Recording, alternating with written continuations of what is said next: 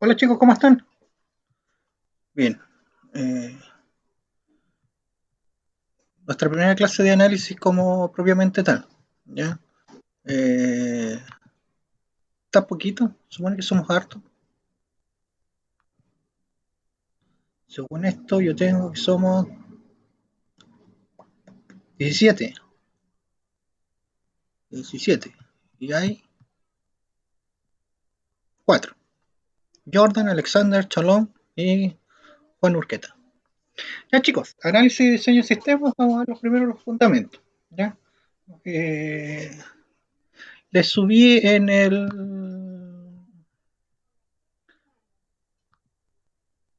en el Moodle eh, para las...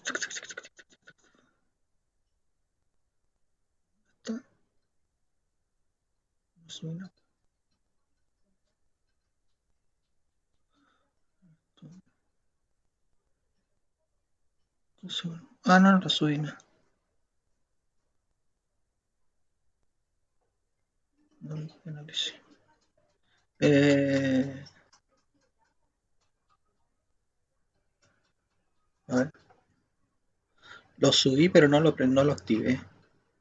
Que soy pavo.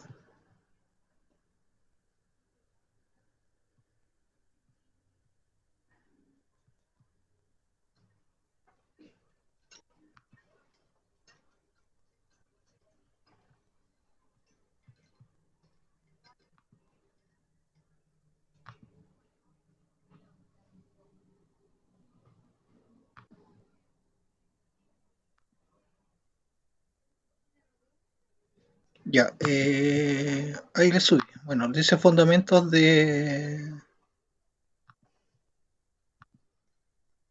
análisis, que eso es lo que vamos a ver hoy día. ¿Ya? Y tienen unos videitos, y la idea es que los vean porque vamos a entregar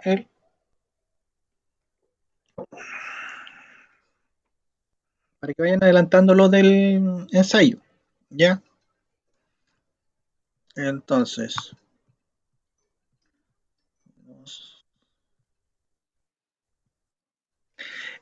actualmente nos estamos refiriendo a lo que se llama la cuarta revolución industrial.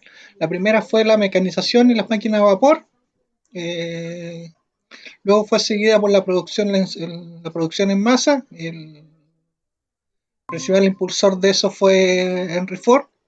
Después, a mediados de los 70, a principios de los 80, se empezó a ver tuvimos nuestra tercera revolución industrial, que fue el de las computadoras y de la automatización, donde las empresas ya empiezan a incorporar robótica dentro de sus procesos. ¿Ya? El, la diferencia es que antiguamente la máquina, debíamos separar al hombre de la máquina porque la máquina era bastante dañina para el hombre. Un brazo robot que le pegara a un operario podía incluso hasta matar. Eh, lo mismo con distintos tipos de maquinarias que generalmente son bastante peligrosos para el hombre. Hace un tiempo atrás tuvimos un compañero de ustedes de mina falleció por un producto de que una máquina si mal no recuerdo, lo trituró acá en Tierra Amarilla. ¿Ya? Eh, pero nuestra cuarta revolución industrial, las máquinas son capaces de comunicarse entre sí y se llama nuestra cuarta revolución industrial es la de la información. Ya, porque las máquinas se pueden comunicar entre sí, se pueden mandar información, son conscientes, se puede decir entre comillas, son conscientes de su entorno. Ya no es necesario separar al hombre de la máquina, porque la máquina es capaz de detectar al humano y evitar causarle daño. Esto nos ha traído, ¿cómo se llama? Que a medida que hemos ido avanzando en el tiempo. Profe, está ¿Ah? muteado. Estoy muteado. ¿Aló? ¿Ahí? Ahí sí se lo escucha. Ya. Estaba hablando que hemos tenido 4 revoluciones industriales. La primera fue de la máquina de vapor. La segunda fue la producción en masa. El principal expositor de eso fue la línea de ensamblaje de Henry Ford.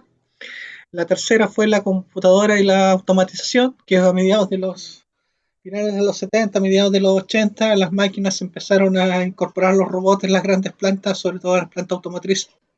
Pero eran máquinas que generalmente estaban aisladas del ser humano, porque eran nocivas para el hombre. Un brazo robot de esos que te pegara te podía causar hasta la muerte. Eh, y en esta cuarta revolución industrial, que es la que estamos viendo actualmente, es la de la información, las máquinas ya son conscientes, entre comillas conscientes, de su entorno. Son capaces de percibir cuando hay cerca un humano o cuando hay cerca otra máquina. Son capaces de comunicarse entre sí y se genera un sinnúmero de información. Esto nos ha permitido que volvernos cada vez más productivos. ¿Ya? Por ejemplo, en 1785 un trabajador, valga la redundancia, trabajaba 62 horas a la semana, ¿ya? Y su productividad en hora de trabajo era de $1,29, ¿ya? En el año 2000, generalmente los países desarrollados trabajan 30 horas a la semana y su productividad es de 28,71. Estos datos son del Reino Unido, recopilados desde 1785 al año 2000. Ya hay un estudio respecto a eso. No dista mucho la diferencia entre los países desarrollados. Los que estamos en vía de desarrollo como el de nosotros, actualmente nuestra jornada laboral es de 40 horas, 44 horas, 45, perdón. Estamos viendo si se baja a 40. Se estaba discutiendo en el Congreso si se baja a 40. Hay bastante revuelo respecto a eso. Entonces hay que tener todo un cambio cultural respecto a esa situación. Es ahí que las máquinas y los sistemas empiezan a apoyar los distintos procesos, distintas industrias, como por ejemplo nos sucede con la minería autónoma. Y vamos a ver un pequeño video. ¿Se ve? No. No, pero no se ve. Se ve una imagen nomás. A 120 A ver.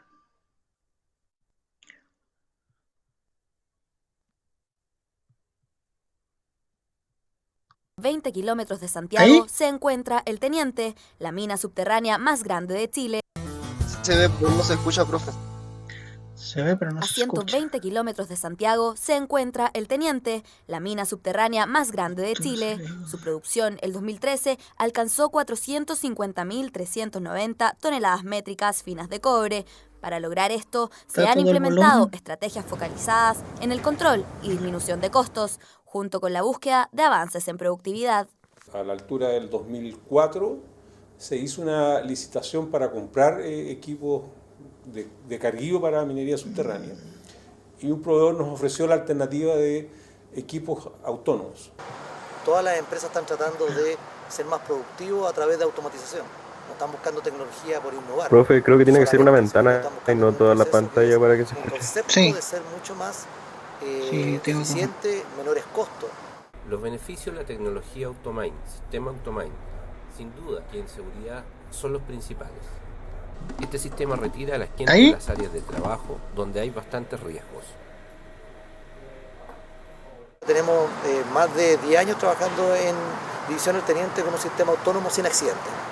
Eso nos da consigo una mejor condición de vida laboral, mejora la productividad, ya que bajo estas condiciones un operador puede ¿Se escuchaba ahí o no? dependiendo la distancia de acarreo entre 2 y 4 equipos desde un mismo puesto de trabajo. Se quedó. Hicimos ¿Pero en que el delante se escuchaba? rendimiento turno de nuestros equipos superara No, tampoco, enormemente lo que Tampoco, nosotros profe. habíamos Tampoco. proyectado.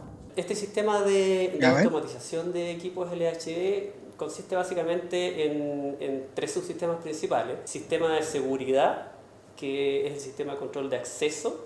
Otro subsistema es el sistema de comunicaciones y video, ¿ya? Que permite comunicar el equipo que se está desplazando en el nivel de producción con la sala de operación que se encuentra. ¿Se escucha? A 120 kilómetros de Santiago se encuentra El Teniente, No, la profe, mina se ve, subterránea pero no más se grande de escucha. Chile. Su producción el 2013 alcanzó 450.390 toneladas métricas finas de cobre. Para lograr esto, se han implementado estrategias focalizadas en el control y disminución de costos, junto con la búsqueda de avances en productividad. A la altura del 2004 se hizo una licitación para comprar equipos de carguillo para minería subterránea y un proveedor nos ofreció la alternativa de equipos autónomos.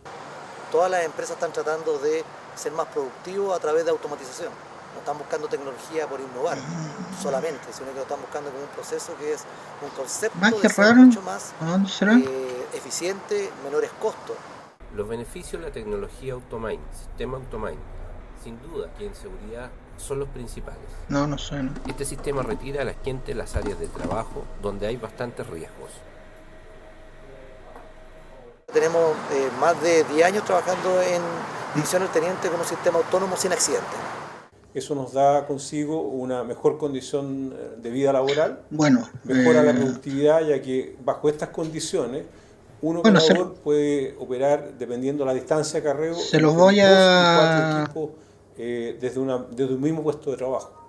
Hicimos que el rendimiento turno de nuestros equipos superara enormemente lo que nosotros habíamos proyectado. Este sistema de automatización de equipos LHD consiste... Bueno, se los voy a dejar el video para que lo vean ustedes después por las de ustedes, ¿ya? No sé qué problema pasa ahí, no me pilló la máquina, no cacho cómo configurarlo para que se escuche. Entonces estamos con... Bueno, tienen 2 videos acá, ya les voy a subir los 2. Uno es cómo funciona el sistema de minería autónoma en la planta del Teniente, la minera del Teniente, y el otro es cómo funciona el centro de operaciones el centro de distribución de Mercado Libre, ¿ya? Para que veamos un poquito, para que vean un poquito de esas cosas, ¿ya? Bueno, todo eso nos lleva a lo siguiente. A estos sistemas que se están necesitando están asociados generalmente a un sistema de desarrollo de software. Por tanto, están asociados a productos de desarrollo de software. Estos productos de desarrollo de software representan una actividad económica de suma importancia para todos los países del mundo, ¿ya? Porque a diferencia de... Acá la materia prima es la inteligencia de las personas. No necesito grande inversión para poder generar un software, una de las cosas. Cualquiera puede ser desarrollador siempre y cuando cumpla ciertos estándares de la forma de trabajar. Ya nos ofrece múltiples fuentes de negocios y se perfila como la oportunidad más grande de los países de vía de desarrollo. ¿Por qué? Porque los permite competir prácticamente de igual a igual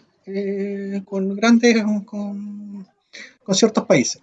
Sin embargo, en Latinoamérica la industria del software es incipiente y maduro. Esto, el recurso también lo vive Chile, lo cual conlleva una falta de competitividad que a su vez dificulta su crecimiento.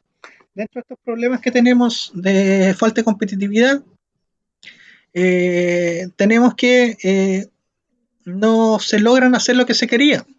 En el pasado, como dice el monito ahí, era todo más fácil. ¿Por qué? Porque las máquinas eran más limitadas. Y como las máquinas eran más limitadas, podía hacer cierto tipo de tareas o podía implementar ciertas cosas porque que estaban limitadas al hardware de la máquina. Pero esto fue evolucionando y empezó a aumentar nuestra capacidad de cómputo y los tipos de programas que en ella se corrían. Por ejemplo, la EVAC, operada en 1951, era casi un edificio completo lo cual incorporado. Muchos nuestros celulares que actualmente están en nuestro bolsillo son mucho más potentes que esta máquina que revolucionó la historia de la computación. Son más potentes que máquinas que años atrás necesitabas comprar, invertir grandes sumas de dinero. Generalmente ahora nuestros celulares son más potentes que los computadores de hace un tiempo atrás.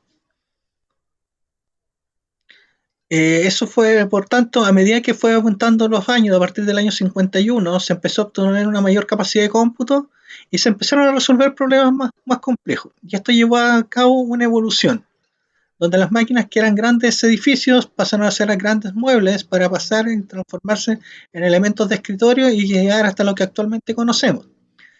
Donde los problemas que se pueden resolver por computación son prácticamente ilimitados en las fronteras de nuestra imaginación.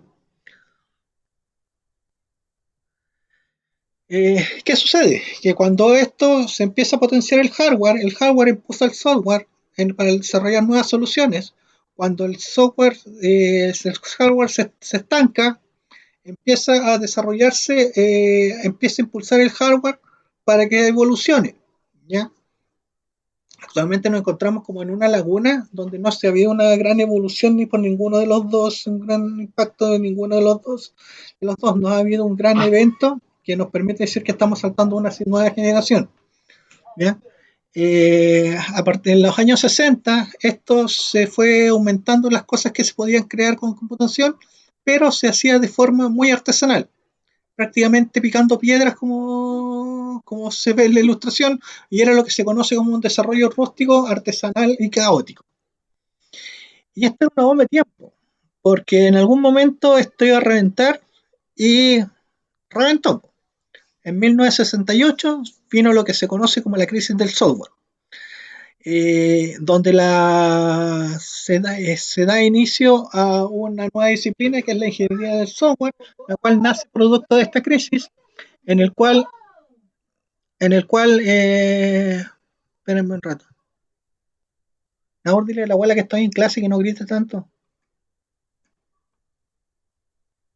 Nahur.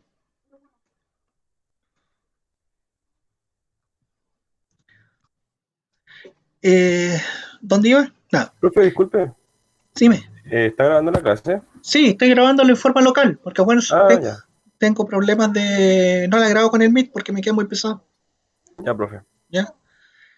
Entonces esto explota porque los sistemas eran desarrollados en forma artesanal sin ningún tipo de estándar. A partir de 1968 se nace la ingeniería de software y se empieza a generar lo que se conoce como ciclos de vida de desarrollo, ¿ya? Los cuales se empiezan a generar distintos modelos, donde tenemos algunos modelos clásicos como es el cascada, que es el que está acá en chiquitito así como una escalerita, donde fue el primero en realizarse, donde las etapas son desarrolladas, otros de modelos de incrementales, otros, por ejemplo, desarrollos lo toman en forma de espiral, otros en forma circular, pero mayoritariamente todos trabajan con las mismas fases, que son las de detección de necesidades, análisis, diseño, una etapa de codificación, de prueba, validación y posteriormente una de mantención y evolución para iniciar un nuevo sistema. Esto que a grandes rasgos es la ingeniería de software, nosotros lo vamos a ver en la materia de análisis y diseño de sistemas. Pero seguir este tipo de algún modelo de desarrollo y seguir estos estándares de ingeniería de software no nos asegura que el desarrollo sea exitoso, ¿ya? ¿Por qué? Porque aun cuando se siguen esos estándares, no nos puede asegurar que el proyecto salga bien. Lo que sí nos asegura es que nos disminuye la probabilidad de error, ¿ya? Nos evita construir no nos desarrolla un software exitoso, sino que nos evita desarrollar un software malo. Porque hay muchos factores que impactan sobre cómo pueden ser considerados exitosos un proyecto de software. Es que esté dentro del presupuesto, es que sea completo, era realmente lo que el cliente quería, generalmente dentro de un tiempo adecuado. Eso no sucede tanto así, porque esta pequeña gráfica nos demuestra que aún al día de hoy tenemos mayoritariamente el 47% de los proyectos son entregados pero nunca son usados, porque no era lo que el cliente quería. Tenemos al por qué los ingenieros de software tienen muy mala fama, porque un 29,7% se les pagó lo que tenían que hacer y no entregó un producto, nunca tuvo una entrega de un entregable funcional. Un 19% es usado pero con trabajo extra o abandonado después. Menos de un 3% es usado después de cambio y aproximadamente un 2% son los que se podría considerar exitosos, que son usados tal cual como fueron entregados. Esto no solamente surge en las pequeñas empresas desarrolladoras, sino que también en las grandes empresas. Por ejemplo, acá los que tenemos, ya sea algún sistema operativo, por ejemplo, como Windows, la gran empresa Microsoft no podría decir que esto no trabaja así, pero fíjense que cuando lanzan un nuevo sistema operativo, después hay que estar constantemente, hay que estarlo parchando. Se van agregando actualizaciones a este sistema. Eso es lo que se entraría dentro de la gráfica, que es usado pero con trabajo extra. ¿Ya?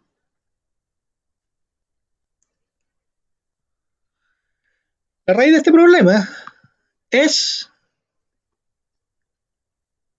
que son errores que se propagan a través del proceso de desarrollo de software, ¿ya? Y principalmente el problema es que el desconocimiento de la importancia que tiene el proceso de desarrollo de software sobre la calidad del producto. Generalmente tanto la parte mandante como la parte desarrolladora, ¿ya? Sin embargo, cuando la parte mandante tiene interiorizado que la importancia que tiene el proceso de desarrollo para la entrega de un buen producto, se vuelve un buen stakeholder, ¿ya? Y se evita la construcción de un software de manera artesanal, empírica y caótica, ¿ya? Porque es capaz de exigir ciertos estándares de producción a la empresa desarrolladora de software, ¿ya? Una de las cosas de por qué tienen este tipo de ramos dentro de la malla de ustedes, que son industriales y no son ingenieros en computación, era para poder transformarlos en un buen stakeholder, para que sepan lo que tienen que exigir y sepan las cosas que tienen que ser contenidas para los diversos proyectos de tecnología que tengan relación con su quehacer después profesional. Este monito es clásico.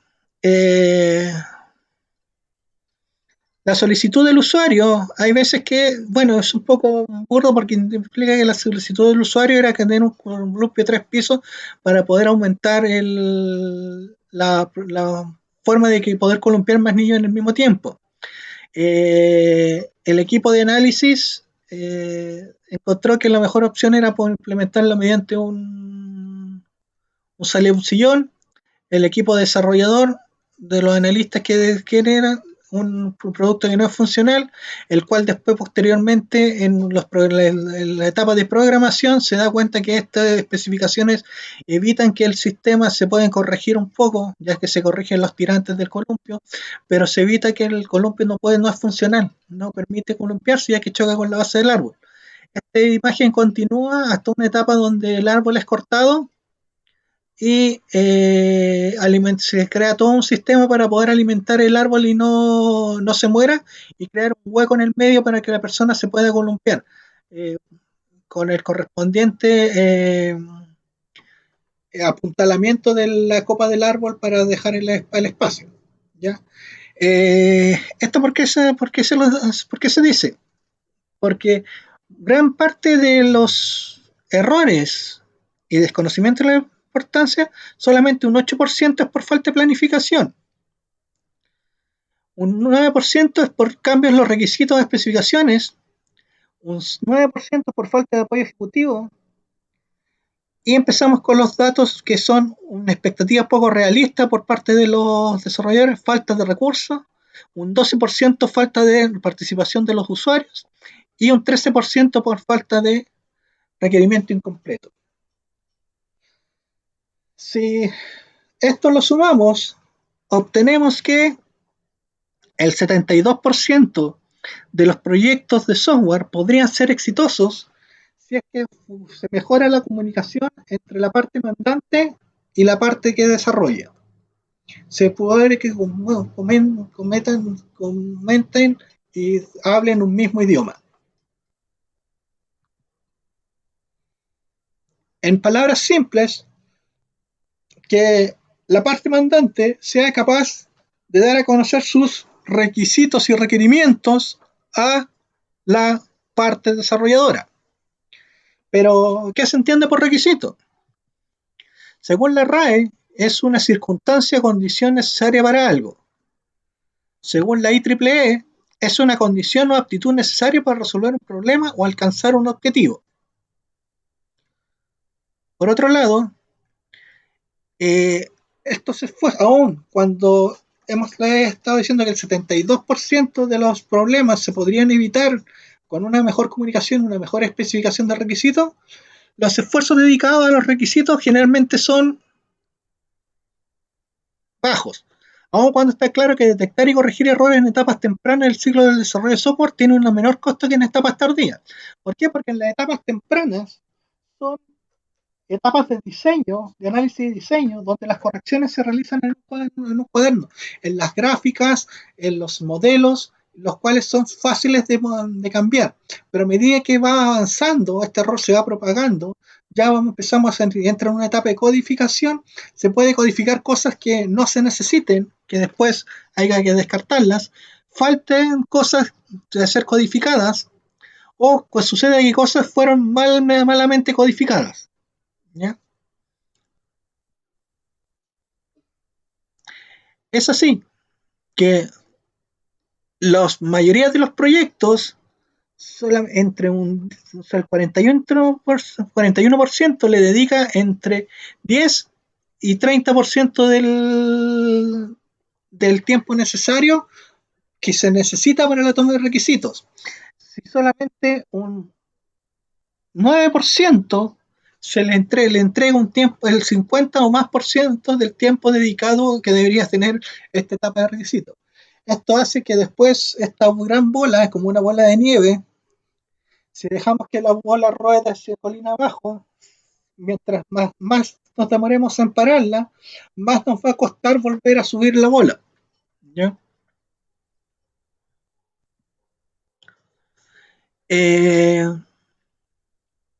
Pero estos esfuerzos dedicados tienen un norte. Y tampoco se va a escuchar el video. También bueno, acá sale el video de... no se escucha, ¿cierto? Vamos a ver. ¿Por dónde vine? No, profe, no se Aquí escucha. señalan tantos caminos. Se los voy a dejar, se los voy a colocar en el Moodle para que lo puedan ver, ¿ya? Este video es cuando Alicia se encuentra con el gato, ¿ya? Alicia llega a una bifurcación del camino donde hay un montón de carteles que le indican para dónde los posibles caminos. Y ella se confunde. Se encuentra con el gato y el gato le dice, aparte de presentarse, hacer todos los chistes que es el gato rizón, le pregunta hacia dónde quiere ir. Y Alicia le dice que no tiene claro hacia dónde quiere ir. Y el gato le responde, entonces no importa qué camino tomes. ¿Esto qué nos quiere decir?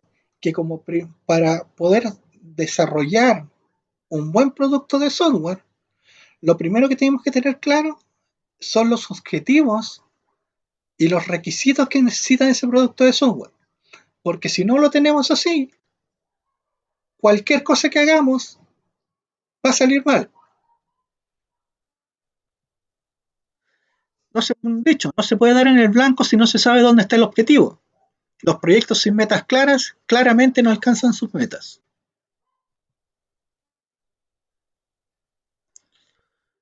Esto es nuestra primera parte del curso. ¿Ya? Son situaciones donde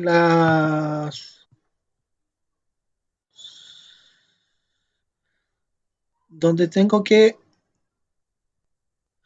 poder saber qué es lo que voy a hacer, cómo lo voy a hacer. Ya tenemos claro que tenemos que considerarlo una primera etapa. Entonces, continuando.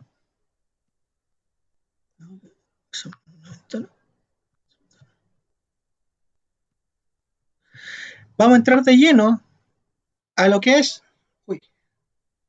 el análisis de requerimiento. ¿Ya? Ahora,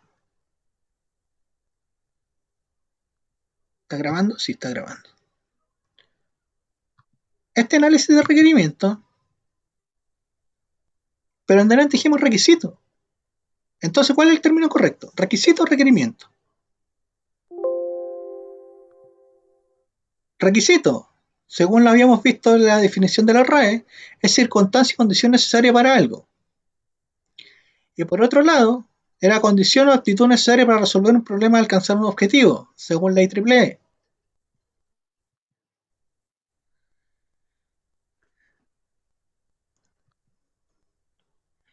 Un requerimiento es condición o facilidad para deber proporcionar un sistema o algún de sus subsistemas para satisfacer un contrato de norma, especificación o cualquier otra condición impuesta formalmente a través de un documento. Entonces, lo que nos está diciendo acá es que el requerimiento está asociado a una condición impuestamente a través de un documento. Es un marco contractual. Tenemos que saber expresar, que tiene que estar expresado dentro de un documento.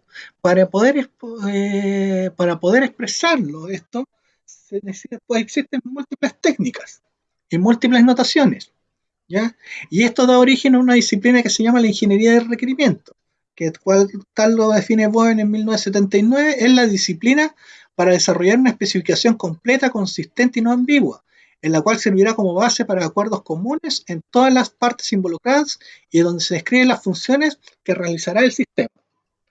Ahora, con el pasar de los tiempos, actualmente, generalmente se usa el concepto requisito cuando se habla de un requerimiento de software o un requerimiento que es soft, que no genera algo tangible. Y cuando el producto que se genera es algo tangible, se habla de requerimiento. Entonces, generalmente esa es la definición, esa es la diferenciación que se hace actualmente. Cuando es requisito es cuando es algo que su producto es soft, es intangible. Cuando es requerimiento es cuando su producto es hard y es algo que es tangible. Las técnicas de esto, para poder generar los requisitos, existen técnicas de deducción de requisitos, que son parte de la ingeniería de requerimiento e ingeniería de requisitos. ¿Ya? El mayor problema de esto es que hasta actualmente estas técnicas están muy asociadas a la persona que realiza esta toma de requerimiento, esta deducción. ¿Por qué? Porque muchas veces sucede que los árboles no dejan ver el bosque. Si hacemos el símil que el bosque es el sistema y los árboles son los elementos tecnológicos de hardware y software, hay veces que nos centramos en los elementos en forma individual, ya sea de hardware o software, pero no vemos el bosque en completo, que es el sistema en sí. Acá la visión tiene que ser global. Primero tengo que ver el bosque y luego que veo el bosque, veo cómo está compuesto el bosque, con qué tipos de especies de árboles está compuesto. No se hace al revés, no se hace que veo qué especies de árboles hay y le digo que solamente se agrupan, sino que esto tiene que tener una forma, que en esta forma sería una forma de un bosque. En el caso de los sistemas de información es exactamente lo mismo. Tenemos los elementos tecnológicos de hardware y software, pero más que enumerarlo y saber qué características tienen, tenemos que ver no solamente cómo se genera una sinergia entre ellos, para poder desarrollar de esta forma nuestro sistema. Para poder hacer la técnica de deducción, tenemos varias. Tenemos el estudio de documentos, tenemos las entrevistas, tenemos reuniones de trabajo, tenemos reuniones, sesiones chat, etc. ¿Ya? Pero vamos con calma, ¿ya? Porque lo primero que hay que hacer una vez que se deducen los requisitos es generar un análisis de requisitos. Y ahí el nombre de la asignatura, análisis y diseño. El análisis de requisitos consiste en detectar y resolver conflictos entre ellos. ¿Ya? Se precisan los límites del sistema y la interacción con su entorno. Se trasladan los requisitos de usuario a requisitos de software, que son los que van a ser implementables. ¿Esto qué nos dice? Que dentro del análisis de requisitos hay una etapa que es de clasificación, que los requisitos tienen que ser clasificados, una etapa después, posteriormente, de negociación, ya que voy a tener el panorama completo del bosque. Puedo inferir un precio que se le va a colocar a un valor que se le va a colocar al sistema, y de acuerdo a eso se pueden hacer ajustes en una etapa de negociación donde queda claramente delimitado qué es lo que vamos a realizar. Una vez que tenemos delimitado claramente lo que vamos a utilizar, se pasa a una modelización conceptual que tiene que ser validada por los stakeholders. Es así que dependiendo, habíamos dicho que esto tiene que estar plasmado en un documento, pero vamos a tener distintos tipos de documentos de acuerdo a los usuarios que tengamos, que vean en nuestro documento en sí. Vamos a tener en una etapa de recolección de requerimientos, van a ser para los clientes, para los usuarios del sistema, los técnicos del cliente y los analistas. La especificación de requerimientos es para los usuarios del sistema, los técnicos del cliente, los analistas y los desarrolladores, y las especificaciones de software es netamente para los analistas y los desarrolladores. Generalmente lo que se trabaja y lo que nos vamos a centrar en la asignatura es este punto intermedio de especificación de requerimientos. Ya no solamente en una recolección, que sería en un lenguaje natural, sino que mediante la especificación, mediante un lenguaje determinado, que nos evite las ambigüedades y podamos construir modelar con la construcción de nuestro sistema. Es ahí que se van a generar dos tipos de documentos. El que se conoce como URD, o documento de requisitos de usuario, y se escribe desde el punto de vista del usuario y cliente interesado. Los requisitos de usuario no poseen un necesario nivel de detalle. Se incluye la descripción del problema actual y las metas que se espera lograr con la construcción del nuevo sistema, y lo que es más común y más completo, que es el SRS, o documento de especificación de requisitos de software. Desarrollo mucho más contenido que el DRU o URD, según esté en la sigla en español o en inglés. Los requisitos de software son, por tanto, más detallados y contienen respuesta a la pregunta: ¿qué características debe poseer un sistema que nos permita alcanzar los objetivos y evitar los problemas expuestos en la URD? Como el URD es un paso preliminar, generalmente el URD hay veces que se omite su construcción o se omite su entrega. Generalmente lo que se transforma, por tanto, en el marco contractual básico de lo que debería exigirse en un proyecto de desarrollo de software es un documento de especificación de requisitos de software, el cual tiene que ser negociado y consensuado con los stakeholders, con la parte mandante, ¿ya? Y en este caso serían ustedes. Por tanto, todos los requisitos que estén plasmados dentro de este documento de especificación de requisitos tienen que estar validados. Para poder validar los requisitos hay distintos métodos, ¿ya?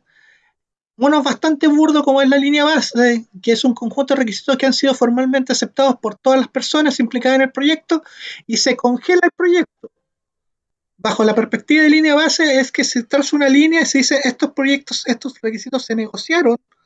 Yo tomo una entrevista, veo que estos son los requisitos que se quieren, entrego mi visión, genero la línea base, y todo lo que quedó fuera no es implementable. Eso no hace que un proyecto que sea rígido, pero ustedes saben que los proyectos no son rígidos, son más dinámicos. Por tanto, la estrategia de línea base es una estrategia antigua que no debería ser usada en la actualidad. Por otra parte, las revisiones es una forma empleada para la evaluación y consta de búsqueda del problema, reunión, acuerdos. ¿Esto qué hace? Hace que los requisitos se generen reuniones, ya no solamente una, sino que un grupo de ellas, que generalmente tampoco son demasiadas, donde los requisitos van saliendo los requisitos. En una primera etapa se deducen la mayoría de ellos, pero los que estaban ocultos, después en las etapas de negociación se van saliendo nuevos requisitos, los cuales se van detectando y se va iterando en esta negociación con el cliente hasta que no se figuran más requisitos y se estabilizan los requisitos deducidos, no considerándose nuevas cosas. pero no porque yo generé una línea base, sino que porque fue descubierto todo lo que había que hacer. Para lograr este tipo de validación hay otros métodos como son el prototipado, la validación de modelos, la validación de testabilidad, que se complementan a las revisiones. Si no cambias de dirección, llegarás al lugar exacto al que te diriges. Ese era el problema que tenía la línea base. La línea base determinaba una línea de congelamiento, pero si el proyecto estaba mal apuntado, entre comillas apuntado, no necesariamente iba a dar en el blanco. Por no cambiar, por no ver la causa de cambiar de dirección, llegaríamos a un lugar erróneo. En las revisiones, lo que se van haciendo son, cada cierto tiempo, se van haciendo chequeos para poder ir verificando que el equipo desarrollador va por el camino correcto.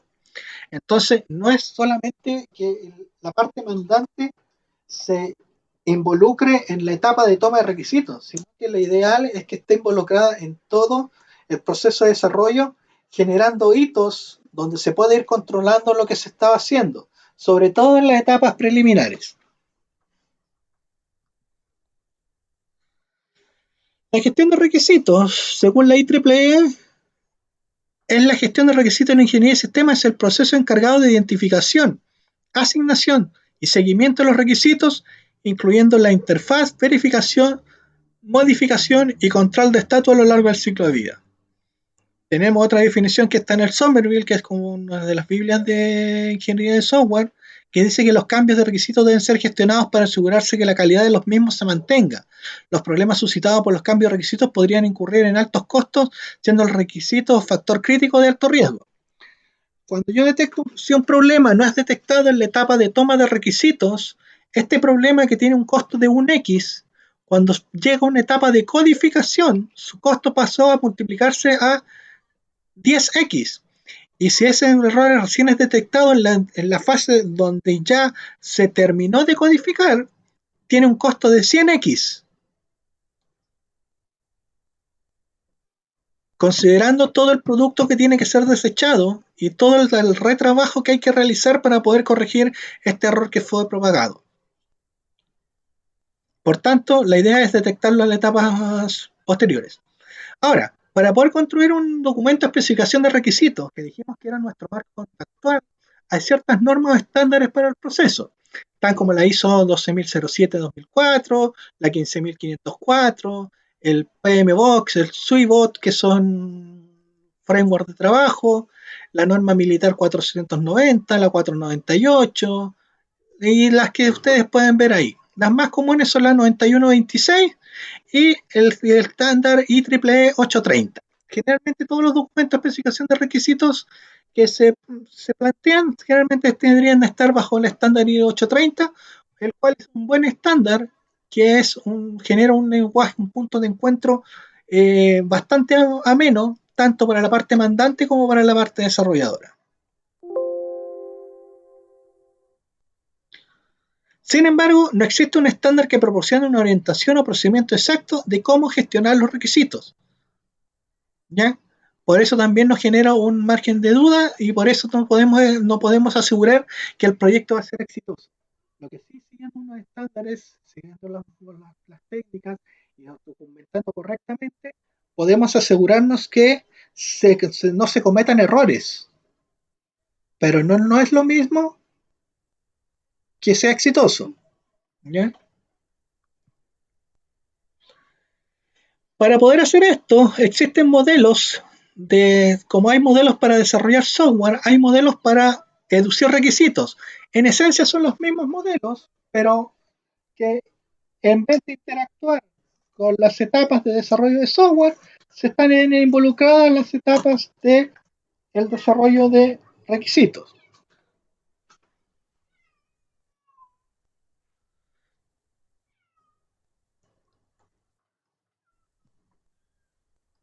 Los cuales, Naur, correte ese gato, que no es de acá.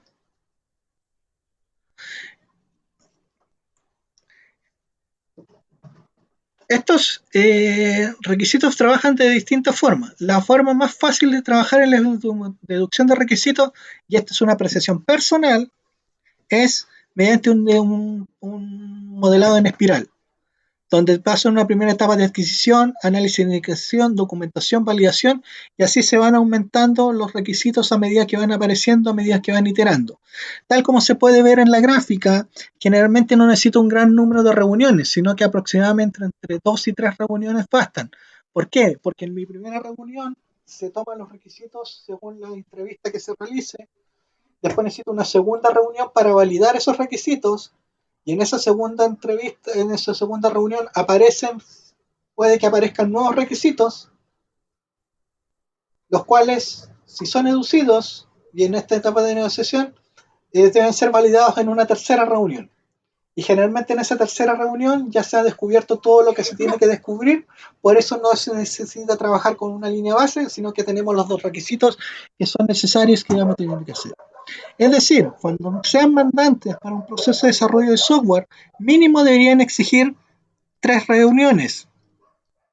No les sirve que el cliente, el equipo desarrollador los escuche y después ustedes lo vean cuando les traigan el documento de especificación de requisitos para firmar, o cuando les tengan que entregarse el producto final. Tienen que tener claro que ver los diseños, los análisis y todo lo que se está realizando. Pero por eso el SRS que se genere tiene que ser de calidad. Y algunos SRS presentan el problema de los mapas caducos. ¿Ya? ¿Por qué? Porque, por ejemplo, si yo coloco de mala forma o mi información es errónea, yo puedo identificar que mis mapas es, por ejemplo, como este del 1400, donde dice que la forma de los continentes es bastante disímil a lo que nosotros conocemos en la actualidad. Ahora, también algunas formas que sea documentada se pueden crear ciertos sesgos con una inercia que es difícil de cambiar. Algunos desarrolladores tienen sus propios estándares, sus propias formas de hacer que cuesta mucho hacerlos cambiar, y eso sería como poner distintos tipos de mapa, pero la idea es que ya se represente algo más cercano a la realidad respecto a un SRS que estuviera caduco. Pero cuando tenemos un SRS calidad, el principal problema es lo que se conoce con el nombre del dilema de Groenlandia. Y la pregunta es, ¿cuál es el tamaño de Groenlandia con respecto a África? Para los que no saben, Groenlandia es esta isla que está en el lado de acá, cerca de Canadá, que está de color verde. ¿Verdad que esto lo puedo rayar?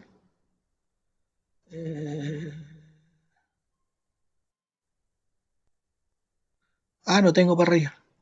Pero se ve cuál es Groenlandia, ¿cierto? Sí, y todos saben dónde está África.